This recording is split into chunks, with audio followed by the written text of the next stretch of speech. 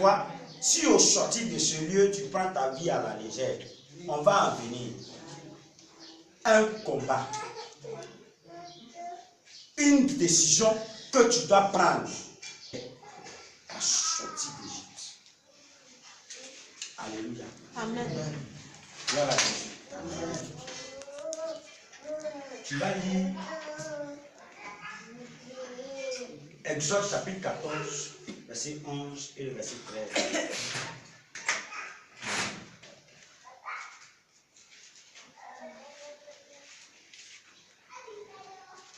Lis-moi la Exode 14, Exode 14, verset 11. Il dit à Moïse, n'y a-t-il pas de sépulcres en Égypte? N'y a-t-il pas de sépulcres en Égypte? Sans qu'il eût besoin de nous mener mourir au désert, que nous as-tu fait? Que nous as-tu fait d'Égypte? En nous faisant sortir d'Égypte. N'est-ce pas là ce que nous te disions en On Égypte? t'avait déjà dit ça en Égypte. Laisse-nous servir les Égyptiens. C'est mieux que tu nous laisses servir les Car Égyptiens. nous aimons mieux servir les On Égyptiens aime les servir que mourir au désert. que de mourir dans ce désert. Moïse répondit au peuple, ne craignez rien, restez en place et regardez la délivrance que l'Éternel va vous accorder. Oh, dis avec moi délivrance. Délivrance. Bien-aimé, il est question d'engagement. La Pâque. Engagement. Une décision ferme. On leur a dit, sortez d'Égypte. Venez avec moi. On va à la terre promise. Il y a du lait, il y a du miel. Comme ils aiment le sucré, paf, ils sont partis sans prendre de décision. Alléluia. Arrivé à la mer Rouge, blocage. Blocage. Ils ont commencé maintenant à regretter. Pourquoi est-ce qu'ils ont pris la décision de sortir d'Égypte? Et ils commencent à s'attaquer à Moïse. On t'avait prévenu. Fallait nous laisser là-bas. Engagement, détermination. Fallait nous laisser demeurer dans l'esclavage. Pourquoi tu nous enlèves de là? Voilà. C'est mieux qu'on soit esclave que de mourir. C'est mieux qu'on soit esclave que de mourir. Pourtant, la marque de la vie a été déjà posée. Et il se tourne. La marque de la vie a été déjà posée. Et tu te trouves. Et tu commences maintenant à renoncer au combat. La Pâque, c'est un combat. Il faut que tu y prennes conscience. Il faut que tu saches ce à quoi tu t'engages avant de t'engager. Gloire à Jésus. Amen. Tu n'as pas répondu. Gloire à Jésus. Amen. Oui, allons en Égypte, en Israël, à Canaan, sortons d'Égypte. Allons, on veut la liberté. Facile de dire, mais est-ce que on est prêt à payer le prix? Dans la Pâque, il y a un prix à payer. Alléluia. Assieds-toi s'il te plaît, si tu veux. Dans la Pâque, il y a un prix à payer. Comme je vous ai dit, la Pâque c'est un combat. C'est un engagement, une détermination que nous prenons. Alléluia. Appelez-moi ces enfants. Arrêtez qu'ils ont. Lis avec moi Exode chapitre 13, verset 17. Exode 13, verset 17. Exode 13, verset 17. Lorsque Pharaon laissa aller le peuple, Dieu ne le conduisit point par le chemin du pays des Philistins, quoique le plus proche. Car Dieu dit, le peuple pourrait se repentir en voyant la guerre et retourner en Égypte. Mais Dieu fit faire au peuple un détour par le chemin du désert vers la mer Rouge. Les enfants d'Israël montèrent en armes hors du pays d'Égypte. Moïse prit avec lui les os de Joseph, car Joseph avait fait jurer les fils d'Israël en disant: Dieu vous visitera et vous ferez remonter avec vous mes os loin d'ici. Il partit de Soukchok et il campait à Étam. C'est verset 17 là seulement. Arrivé à 20, c'est pas grave, tu es fort. Alléluia. Voyez-vous, pour aller à Canaan, il y avait un chemin plus proche. Gloire à Dieu. Il y avait un chemin plus proche où en 40 jours seulement, n'est-ce pas, ils peuvent atterrir. Mais Dieu craignait une chose. Aller à Canaan pour Israël sortir de l'Égypte, c'était sa délivrance, sa liberté. Le libérer, n'est-ce pas, de l'esclavage, de la souffrance et de la misère que lui faisaient les Égyptiens. Alléluia. Alors, la sortie d'Égypte était pour aller, n'est-ce pas, dans sa bénédiction, qu'on peut appeler la terre promise. Gloire à Jésus. Voici que Dieu commence à les analyser, à voir l'état de leur cœur. Et Dieu se dit, il n'est pas normal que je laisse passer Israël par le chemin le plus proche. De peur que quand il sera face au combat, alléluia, il ne puisse se détourner. C'est un pli à payer. Il n'y a pas de chemin de retour. Être chrétien. Oh, quelque chose a pu se passer en bas. Être chrétien, il n'y a pas de chemin de retour, frère. Il n'y a pas. Si tu crois que on peut s'amuser avec le feu sans être brûlé, essaie. C'est un malheur auquel tu t'attires ou auquel tu t'adonnes. Pourquoi? Il est mieux de demeurer païen, souffrir sur la terre, faire croire aux gens que ça va, par le boutage, par les poulets noirs et tout ça, mourir avec une plaie au pied ou bien au milieu de la tête en chapeau, c'est mieux. Souffrir et puis aller en enfer, ça, c'est mieux. Il est mieux de vivre sur la terre, adorer Satan par la prostitution. Oui, un prostitué, c'est un adorateur de Satan. Bien sûr. Au cas où tu ne sais pas. Comment on adore Dieu? Premièrement, en donnant le meilleur de soi-même. Premièrement, en lui offrant tous ses biens. Vous êtes d'accord avec moi? Si quelqu'un dit le contraire, qui me dit qu'il a arrêté, mentir. En donnant le meilleur de soi-même, donner son corps en sacrifice et lui offrir tous ses biens. Pourquoi lui offrir tous ses biens? Il a dit à celui, n'est-ce pas, avec qui il marchait avec un jeune homme qui disait que lui, il observe à toutes les lois et tous les commandements. Qu'est-ce que je lui ai dit? Oh, vous ne lisez pas là, hein? Il dit, va vendre tous tes biens. Il dit, va vendre tous tes biens et suis-moi. Alléluia. Ananias et Saphira ont vendu leurs biens, ils ont volé aussi leurs propres biens. Ils n'ont pas donné tout à Dieu, Dieu les a tués. Alléluia. Bref, donc, voilà comment adorer Dieu. Avec son argent, n'est-ce pas? Et avec soi-même. Comment aussi on peut adorer Satan? Tu prends de ton argent, tu offres aux femmes et tu couches avec elles. Est-ce que ce n'est pas la même chose? Hein? C'est pas la même chose? C'est une adoration. Tu es un adorateur du diable si tu pratiques de telles choses. Ne te fais même pas cajoler. C'est quoi? je ne m'amuse pas avec de ces gens de choses ou de ces gens de personnes qui ne mangent pas. C'est mieux que toi manges à distance parce que ça se contamine. C'est la vérité que je dis, frère. Si tu as un frère qui marche dans la prostitution, éloigne-toi de lui. Veut dire sortir du milieu. C'est pourquoi il sort Égypte et Israël du milieu des Égyptiens. Gloire à Jésus.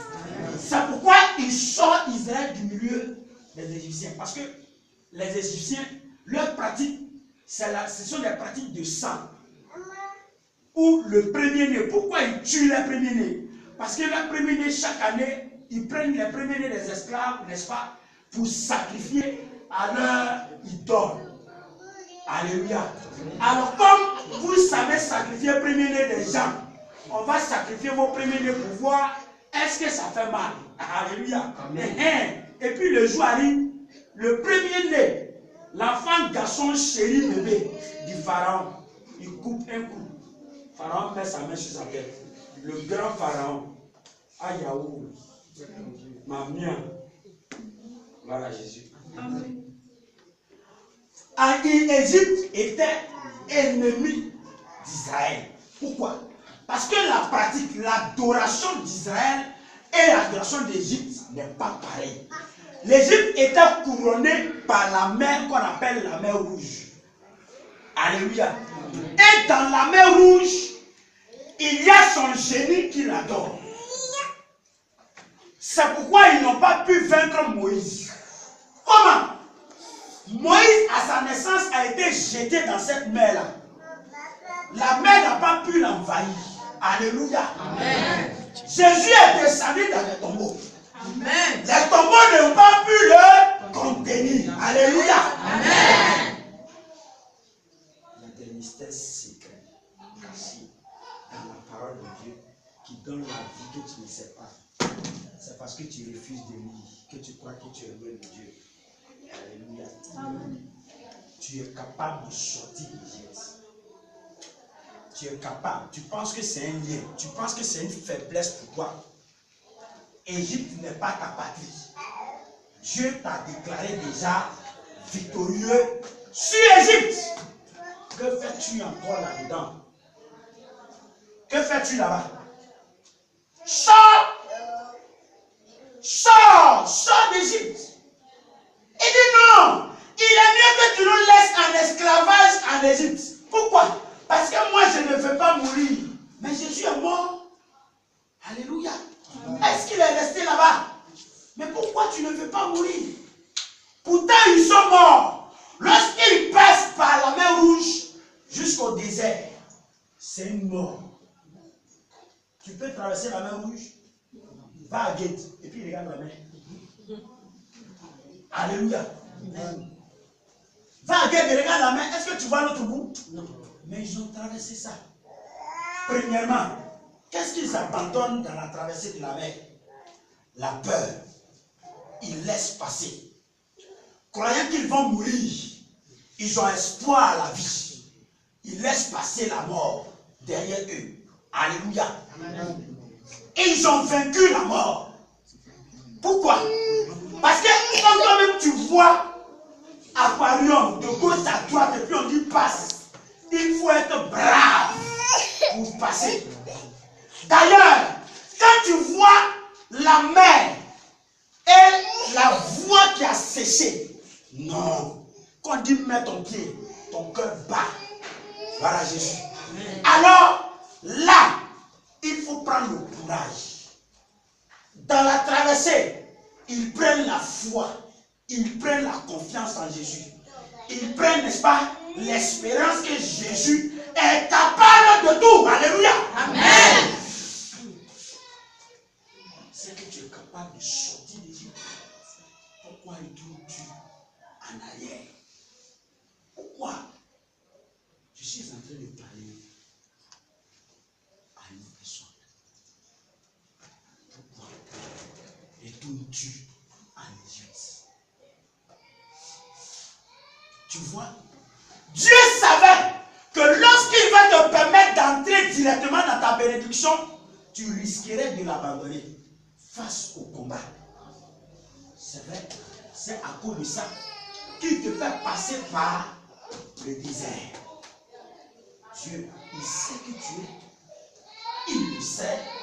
Alors il te permet de passer par le désert pour t'éprouver, pour te faire passer par le feu. Lorsque tu vas marcher dans le désert, dans la faim, dans la soif, il va voir est-ce que tu vas l'abandonner. Mais effectivement, déjà quand Moïse les a laissés, 3000 sont morts. Voilà Jésus. Amen. Il est mieux qu'on reste à l'Égypte. Bien aimé, c'est ce que tu te dis actuellement. Amen. C'est ce que tu es en train de te dire. Il est mieux que je reste à l'Égypte parce que jeûner pour moi est trop difficile. Il est mieux que je mange. Il est mieux que je reste dans la prostitution. Il est mieux que je me laisse dans la séduction. Il est mieux que je m'accroche à la colère parce que là, ils diront que je suis faible.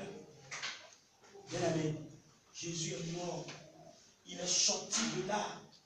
Il est ressuscité.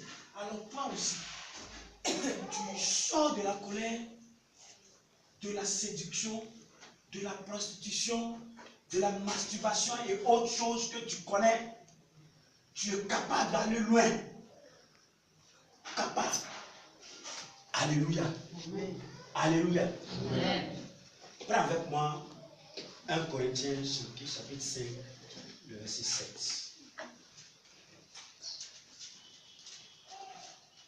1 Corinthiens chapitre 5, tu lis à partir du verset 7.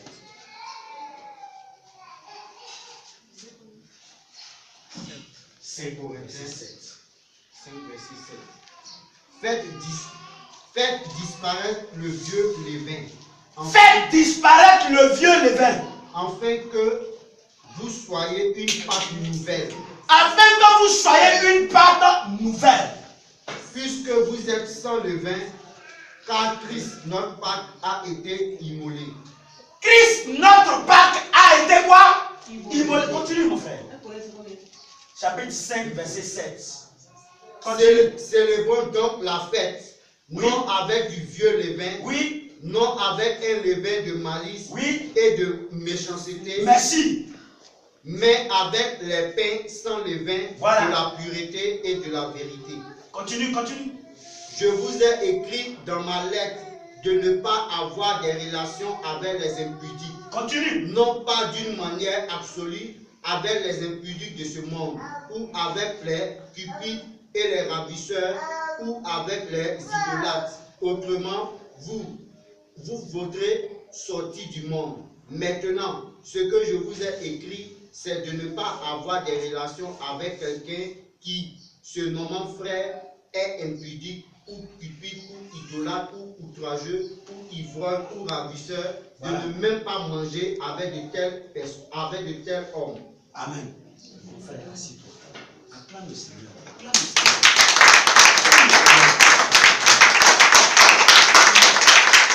Alléluia. Bien aimé, voici le principe de la Pâque. C'est pourquoi je te l'ai dit d'ailleurs que ce n'est pas n'importe qui fête la Pâque. Non, aujourd'hui c'est la fête, ce n'est pas ta fête. Parce que tu n'es pas circoncis. Alléluia. Amen. Il dit de faire la fête avec le pain sans levain. Pain sans levain. Qu'est-ce que ça veut dire? Hein? Maman, tu vas nous tuer. Hein? Pas là. Ça fait qu'il a fait les belles, on a gagné ça. C'est grâce à ça, les vies là qu'on fait notre équelle. Non, on ne veut pas les vies dedans. Hey! Ça c'est gâté. Gomen, t'as vu maman? Il est en train de gâter notre affaire. Elle est en train de gâter notre affaire. Faut pas en bas utiliser les vies. Ah, c'est qu'aujourd'hui la fête là est gâtée. Faites-les morts, ça sera fondant comme ça. Alléluia. Amen. Sans Lévi, qu'est-ce qu'on fait avec sans Lévi? S'il n'y a pas Lévi dedans, il n'y a pas inspiration. S'il n'y a pas de Lévi, il n'y a pas d'inspiration. Voilà. Donc il faut Lévi pour qu'on soit. Voilà. Quand tu es au coït, voilà, quand tu avances, tu sais que c'est toi. Ou bien, Eva, bouge un peu là, ou bien, on envoie un peu de Lévi. Alléluia. Il nous dit de faire la fête avec le pain sans levain. À quelque part, l'apôtre Paul disait un peu de levain fait monter la pâte. Alléluia. Parce que le levain va te faire croître, va te faire grandir. Pour comment? Regardez quelque chose dans lequel on mélange le levure. N'est-ce pas? Comment est-ce que ça se gonfle? Il y a tout en dedans. C'est faible, mais ça se gonfle. C'est du superflu, c'est-à-dire ça n'a pas de valeur. C'est moi qui sentais le péché.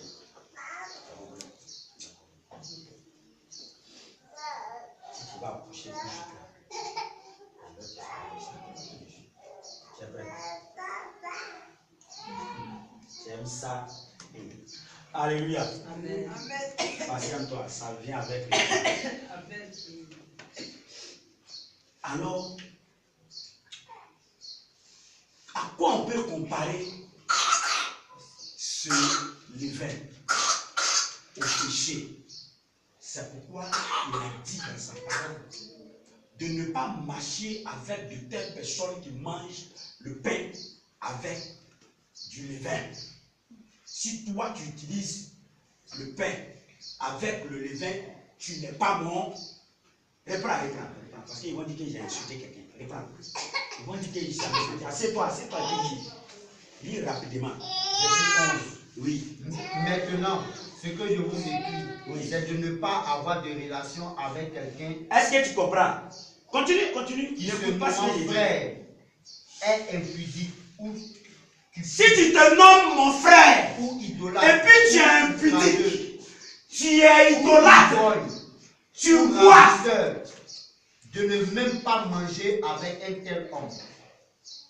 Bien aimé, si je passe à côté de toi sans te saluer, c'est pas la peine de t'en faire. C'est pas parce que je ne t'aime pas, mais je me préfère.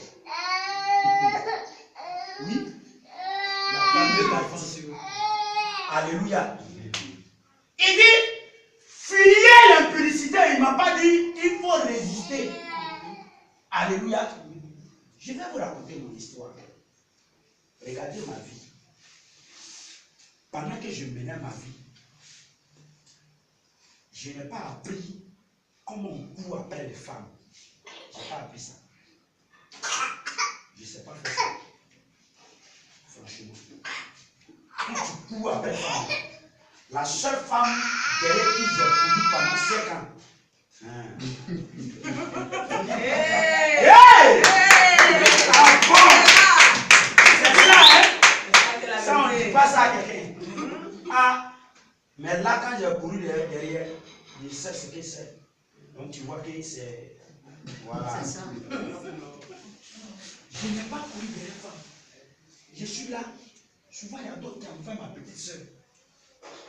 Il faut dire à ton frère, je ne veux pas qu'il ne salue pas même. Hein? Il faut lui demander ça. Il dit, pas lui dire, je vais la saluer. Il faut lui dire même que je la salue. D'ailleurs, même elle n'a qu'à passer au goudron. Tu connais ma vie. Pas autre lui, on peut se croiser à part le goudron. Dis-lui, elle n'a qu'à passer au goudron, je la salue. Tous les jours. Non, pour moi, là, ça ne dure pas. Hein. C'est du contact. Direct, je te salue. Non, je vais la saluer. C'est comme ça que j'ai mené ma vie. Attends, c'est que le jour où je faisais ma cuite, mon père spirituel, il riait. Il a passé tout son temps à rire. Et quand j'ai fini, il m'a demandé, tu as fini? Je lui ai dit, oui, papa, il m'a dit, mais quand tu faisais ça là, tu étais content. J'ai dit, oui. Je ne savais pas ce qu'il m'attendait. J'ai dit, oui. Il me dit, il faut dire que tu as adoré Satan, la sirène des eaux t'a enchaîné. Je vous dis la vérité, il a fallu le gifler. À mon cœur là-bas, là, on dit, l'intention vaut l'acte, c'est que je l'ai giflé. Parce qu'il m'a énervé. Comment il va me dire que c'est sirène des eaux, j'adore. Le monsieur, il pense que quoi même. Donc, je suis venu lui raconter ma vie pour que m'insulte. Il m'a sorti des passages bibliques. Quand il a fini, le lendemain, j'ai pris 3 jours de jeûne. Non, ce n'est pas moi qui ai adoré sirène des eaux. Quoi? Pourquoi moi adoré sirène des eaux? La naïveté. La naïveté. Osée 4, verset 6. Faute de connaissance, mon peuple périt. Il dit, si tu refuses la connaissance, je dis, tu rejettes la connaissance, je te rejetterai aussi. Si tu oublies la loi de ton Dieu, j'oublierai tes enfants. Voilà, Osée 4, verset 6. Parce que nous vivons dans l'ignorance. Le problème, nous croyons que nous connaissons tout. Au point où nous fermons nos périmètres avec l'orgueil, la fierté. L'homme ne peut même pas nous approcher pour nous parler de Dieu. L'année surpassée, j'ai eu un enfant spirituel. Bien avant de le connaître, je connaissais sa femme. Et sa femme m'a dit, mais papa, je voulais que tu partes parler à mon mari. J'ai dit, non, pardon. Pardon, parce que quand je vois la forme de l'enfant, non, je respecte. Moi-même, je connais. Il va me démolir. Deuxièmement, quand toi-même, tu vois son visage et puis son langage, il n'y a pas même espoir de dire qu'il sera gagné. J'ai pris peur, je vous dis la vérité. Pourquoi? Parce que l'orgueil ferme son périmètre. Et c'est comme ça que tu vis. Fougueux, gonflé, fier. C'est l'Égypte. Alléluia. Amen. Ça, c'est l'Égypte. Hier, j'étais comme ça. Je vous dis, quand l'homme me voit, on dit que mon visage, on disait toujours, même quand j'étais converti, on me disait, on m'interpellait sur ça. On me disait que j'aime, comment on me disait même? Voilà, j'aime serrer ma mine. Souvent, on venait dire à maman, ton mari là, il sait sec à sa mine d'une manière, il est méchant. Un jour, j'ai été surpris par une soeur qui disait, oh mon frère, vraiment excuse-moi, je ne savais pas que tu étais gentil comme ça. Mais vraiment, excuse-moi, je me suis trompé sur ton compte. Comme je te vois, tu as toujours mine serrée, donc je crois que tu es méchant. Moi-même, j'avais envie. Alléluia. Alléluia. Amen. J'ai laissé l'Égypte. Et je suis venu en marchant vers Canaan. Parce qu'il y a du miel là-bas. Alléluia. Amen. Je vais aller goûter. Amen. Je ne suis pas prêt pour vivre la mort. Je ne suis pas prêt pour vivre le péché. Je ne suis pas prêt pour vivre cette prostitution, cette misère. Alors aujourd'hui, hier, lorsque tu marches sur mon pied, ma colère ne me pousse même pas à te rendre. J'étais très colérique. J'étais allé à une veillée. Ce jour-là, même qui m'a énervé, c'était une femme qui était au programme. Femme prophétesse, vous connaissez les langues. On était en rang. On venait un à un. Et puis quand je me suis approché, il dit, pardonnez, laissez-le. Personne ne m'a attrapé, hein? Mais ceux qui sont derrière moi, il dit, laissez-le. Quittez derrière lui. Il pue. C'est un esprit de colère qui est sur lui. Wow. La dame là m'a énervé. Ça dit, si elle était à côté de moi, je la mange crue. Celle-là, elle se prend pour qui? Moi, esprit de colère. Mais, attends. On est dans quel monde là? Plus jamais je serai dans une veillée. Jamais. Quoi? Et puis c'est une femme. Oh, il a fait sortir les versets tout de suite dans mon cœur. C'est pourquoi on dit que la femme n'a pas le droit à parler dans le public. Alléluia. Là, l'orgueil, ça tue. Si ce jour-là, je m'étais humilié et demandé la grâce de Dieu, cet esprit allait quitter. Et puis depuis longtemps, je serai déjà pasteur ou bien prophète d'avion.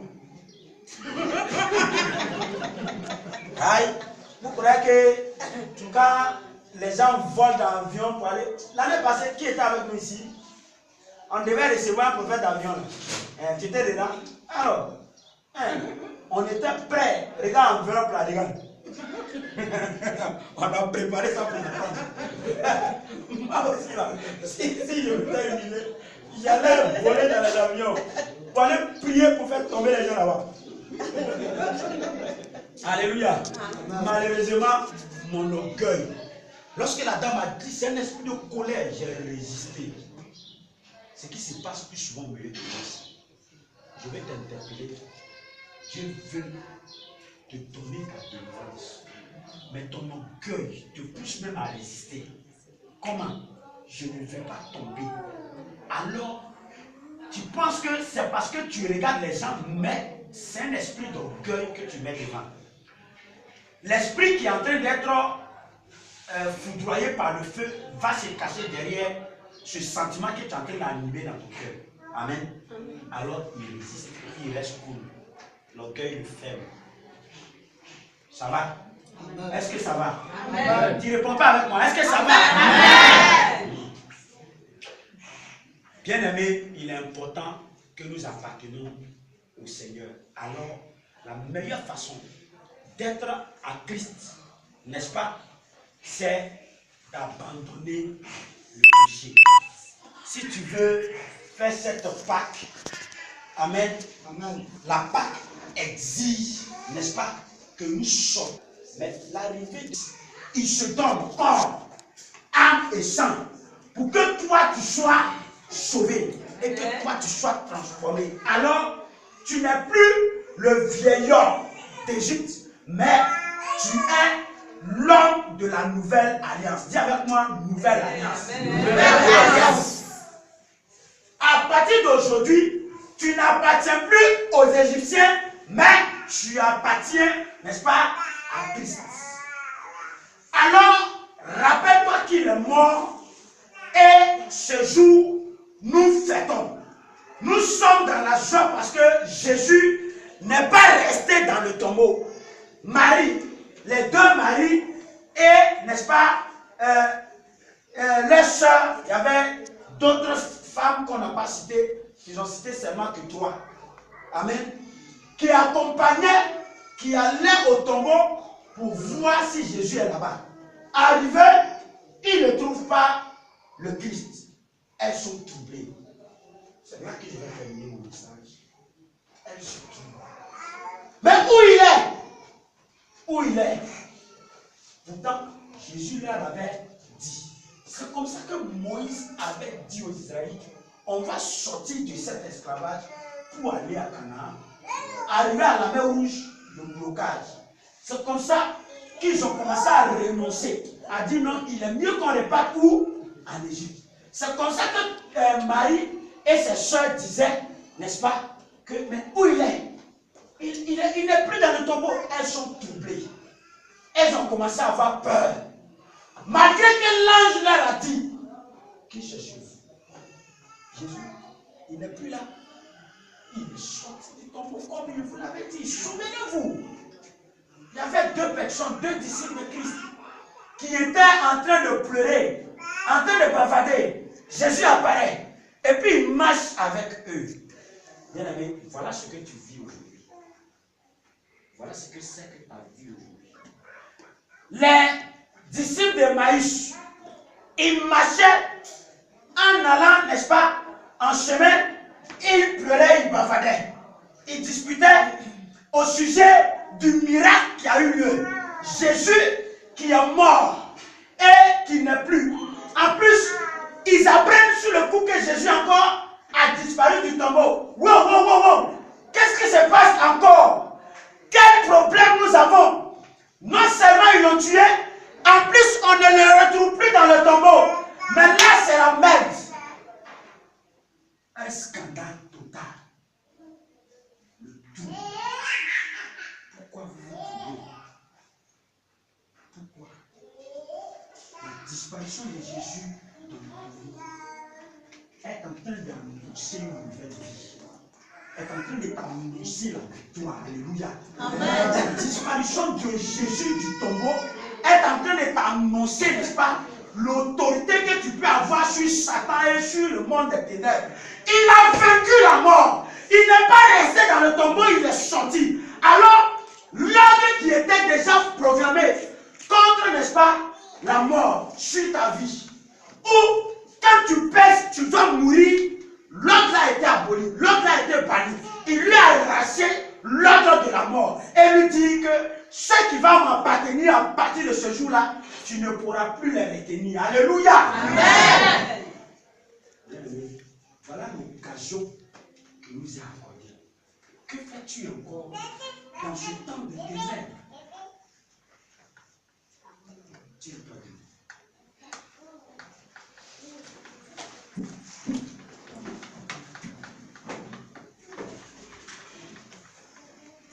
S'il te plaît, tiens-toi debout.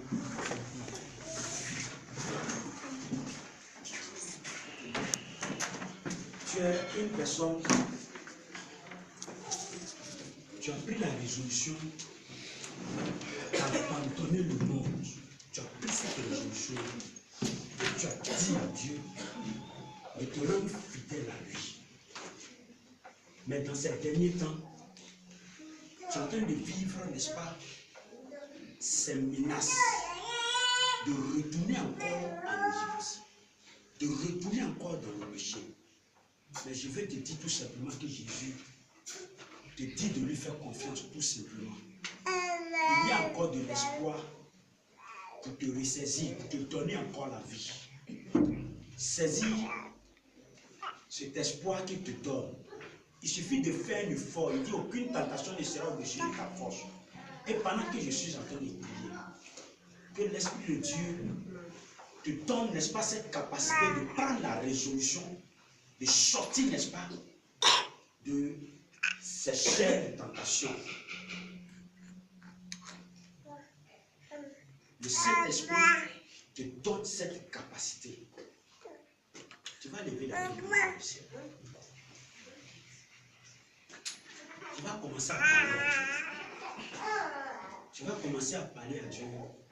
Lui dis que tu es là. Lui dis que voici ta vie. Que la manière dont Jésus est ressuscité pour te donner la vie, qu'il permette à ce que toi aussi tu vives et que tu sortes, n'est-ce pas, de la mort à la vie.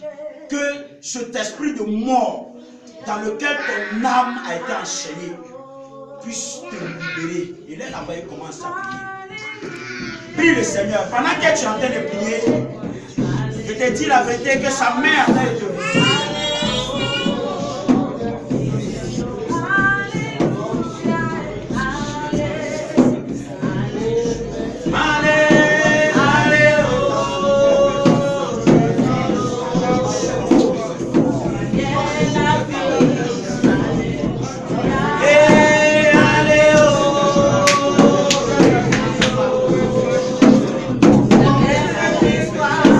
Il y a de l'espoir, bien-aimé. Jésus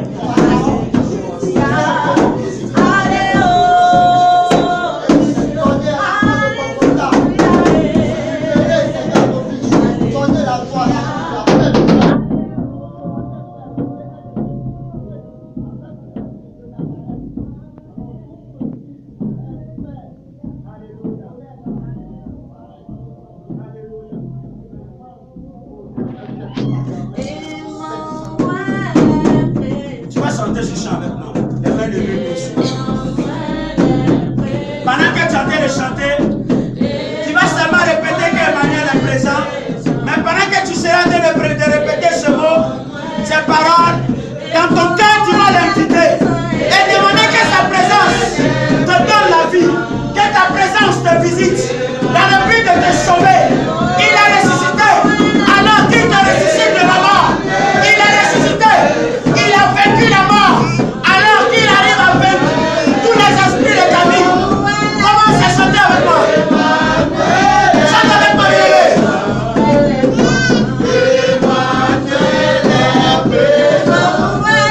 Si tu es disposé, sa puissance viendra jusqu'à toi. Si tu es disposé, sa puissance viendra jusqu'à toi. Si quelqu'un a besoin de la délivrance, qu'il se laisse visiter par l'Esprit de Dieu. Seigneur, dispose-toi. Il est prêt pour toi, pour te libérer. Il est prêt pour te libérer. Il ne t'a pas abandonné. Il t'aime encore à le premier jour.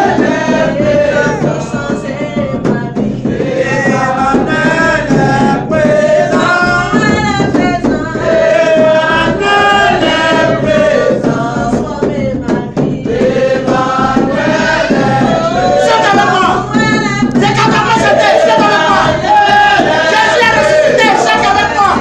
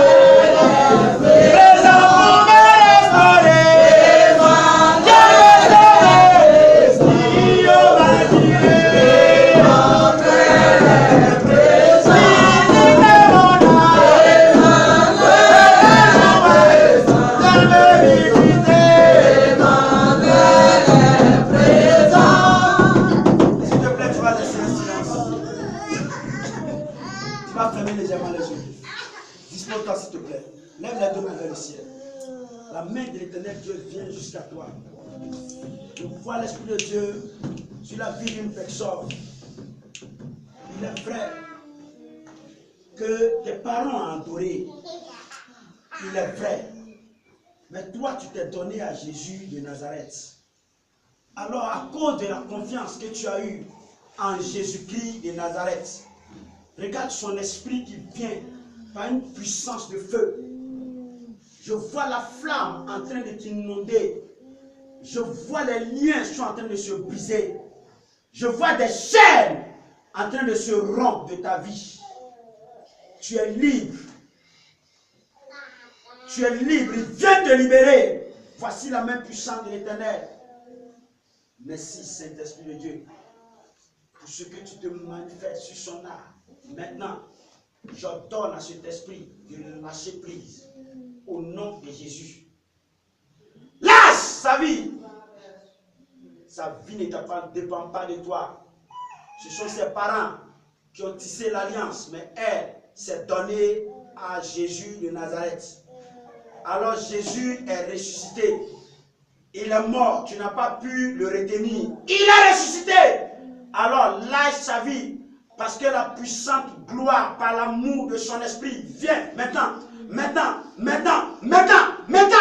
Pousse un cri et bat au nom de Jésus-Christ. Vas-y, lâche sa vie. Lâche. C'est un ordre. Sors de son âme, vite. Pars au nom de Jésus-Christ, quitte. Libère-la. Libère-la maintenant. Libère-la. Le feu est en train de consumer tes œuvres et tes projets. Elle n'est pas à toi. Son âme ne t'appartient pas. Sa vie ne dépend pas de toi. Laisse au nom de Jésus-Christ. Le feu te consume et détruit ta bassesse. Et détruit tes œuvres. Détruit. Le feu consume tes œuvres. Le feu consume tes œuvres. Le feu consume tes œuvres. Le feu consume tes œuvres. Tu es vaincu au nom de Jésus. Je vois un feu dévorant qui vient contre toi. Elle n'est pas pour ta prison. Elle n'est pas née pour être enchaînée par tes œuvres, ni par ta malice. La Bible dit que tu es un voleur. La Bible dit que tu es un menteur. La Bible dit que tu viens pour tuer. Tu viens pour dérober. Tu l'as enchaînée, mais elle, aujourd'hui, est libre parce que Jésus l'a inondée de son sang. Elle est libre. Regarde le sang de l'agneau. Le sang de Jésus-Christ de Nazareth qui te livre au spectacle. Le voile est déchiré. Le voile est déchiré. Le voile est déchiré. Et le Saint-Esprit est là maintenant pour libérer les captifs. La Bible me dit que Christ est apparu afin de détruire les œuvres du diable. Pendant que je suis là, tu te manifestes maintenant et tu pars. Fais vite.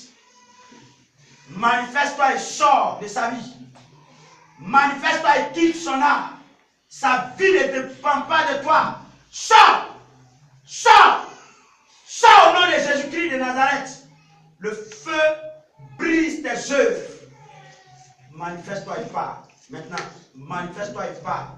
Maintenant, manifeste-toi et pars. Pars! Pars! Pars! Pars! Au nom de Jésus-Christ de Nazareth. Tu es vaincu depuis la nuit des temps. Lorsque Christ était descendu dans le tombeau, tu n'as pas pu résister devant sa face. Il t'a vaincu. Il est sorti avec la clé. Pourquoi tu veux tuer son âme? Jésus ne t'a-t-il pas vaincu? Où est ton pouvoir? Où est ton aiguillon? Que fais-tu dans son âme? Que fais-tu dans son esprit? Sa vie ne dépend pas de toi, alors lâche. Merci Saint-Esprit. Merci Saint-Esprit.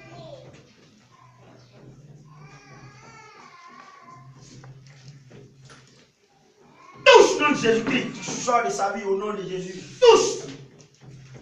Quitte son âme au nom de Jésus. Sa vie ne dépend pas de toi. Lâche-la. Elle est pour la gloire de Jésus-Christ. Le feu te consume. Et brise ton autorité, tes œuvres. J'arrache le lien par lequel tu l'as envoûté, tu l'as lié, tu l'as enchaîné. J'arrache le lien. Tu es vaincu au nom de Jésus-Christ. Amène la danse. Il ramène le lieu. Fais vite, pardon. Moi, donne-moi une chance, s'il te plaît.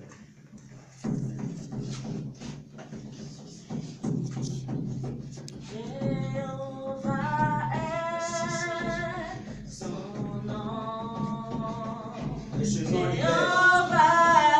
Et ce nom libère. Bien aimé, dispose pas, s'il te plaît. Il n'est pas dit de venir regarder ce spectacle.